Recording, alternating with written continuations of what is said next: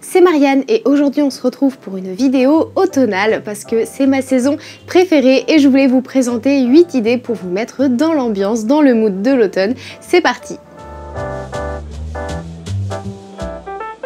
La première chose que j'aime faire à l'approche de l'automne, c'est de renouveler ma déco d'appartement.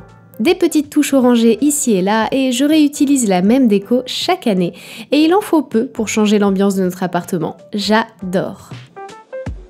Ensuite, tous les 1 à 2 mois, je change le design de mon téléphone avec l'application Snapkit. L'approche du 23 septembre n'y fait pas exception. Je vais faire pareil sur mon MacBook en personnalisant l'écran de veille. S'il y a bien un moment dans l'année pour lire en buvant une tisane, c'est bien maintenant.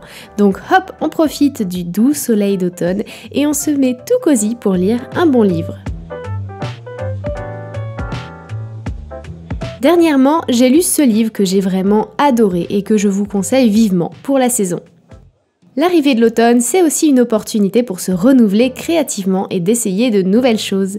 Donc dessiner, personnaliser votre bullet journal, tricoter, bref, stimuler votre créativité. Bien sûr, c'est aussi le moment de fermer les rideaux et de regarder quelque chose qui fait peur. Avec Ori, on avait envie de se regarder un petit film pour se mettre aussi dans le mood d'Halloween qui approche à grands pas. Et pour ça, j'ai 3 petites suggestions pour vous si jamais vous savez pas quoi regarder. Ma première suggestion, si jamais vous ne l'avez pas encore vue, il s'agit d'une série japonaise qui s'appelle Alice in Borderland du manga éponyme. C'est un shonen et l'histoire commence à Tokyo où on voit 3 amis qui partent se cacher dans des toilettes publiques et qui, en sortant, se retrouvent dans un Tokyo désert. Très rapidement, ils vont être amenés à faire des jeux et clairement, c'est des jeux mortels, littéralement. Et s'ils ne les font pas, ils risquent également d'être tués.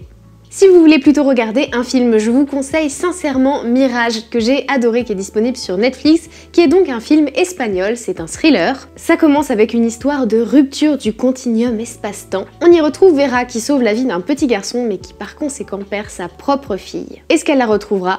Pour le savoir, regardez le film. Et enfin, 3e et dernière suggestion de film, je vous recommande vivement The Call, qui est un thriller coréen. Comme j'aime beaucoup les fictions qui parlent de temporalités différentes, où il y a des voyages temporels ou autres, forcément c'est un film que j'ai beaucoup aimé. On y retrouve 2 jeunes femmes qui s'appellent au téléphone alors que 20 ans d'intervalle les séparent. Il se trouve que l'une d'entre elles est une tueuse en série et elle va se mettre à menacer le passé de l'autre personne qu'elle a au bout du téléphone pour pouvoir changer son propre destin. Voilà pour les petites suggestions. Si jamais dans ce que je vous ai proposé pour l'instant il n'y a rien qui vous interpelle, je vous invite à regarder une vidéo que j'avais faite pour Halloween l'année dernière où je vous donne plein d'idées de films ou de séries à regarder pour votre soirée d'Halloween. Je vous mets ça dans le petit i. Moi maintenant il faut que je consulte Ori pour savoir ce qu'on va regarder et puis bah c'est parti!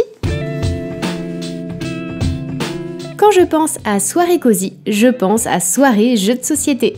Pour l'occasion, je vous recommande Parks, qui est un joli jeu pour 2 à 5 joueurs où vous incarnez des randonneurs qui parcourent les parcs américains au cours des 4 saisons. Le froid pointe le bout de son nez, c'est le moment de cuisiner des plats réconfortants. Je vous avais partagé la recette de ces citrouilles briochées au potimarron l'année dernière, je vous remets le lien si ça vous intéresse, et je vous informe qu'une vidéo de recette automnale arrive d'ailleurs dans 2 semaines. Stay tuned! Et enfin, la geek que je suis vous propose de jouer le soir à des jeux vidéo bien au chaud sous un plaid. Je vous conseille House of Ashes que je viens d'ailleurs de terminer et que j'ai adoré. Et oui, j'ai réussi à garder tout le monde en vie. Si vous voulez d'autres idées, en voici 3. Until Dawn, Life is Strange et Animal Crossing. Until Dawn a été fait par les mêmes développeurs que House of Ashes et c'est un de mes jeux à choix préférés qui vous fera clairement frissonner.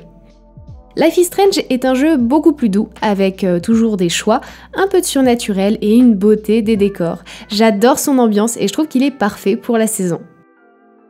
Et bien sûr, Animal Crossing, que je ne présente plus, qui sera parfait pour vous détendre en personnalisant votre île et votre maison. Pour revenir à House of Ashes, c'est un jeu à QTE et à choix. Certaines erreurs peuvent conduire vos protégés à une mort certaine.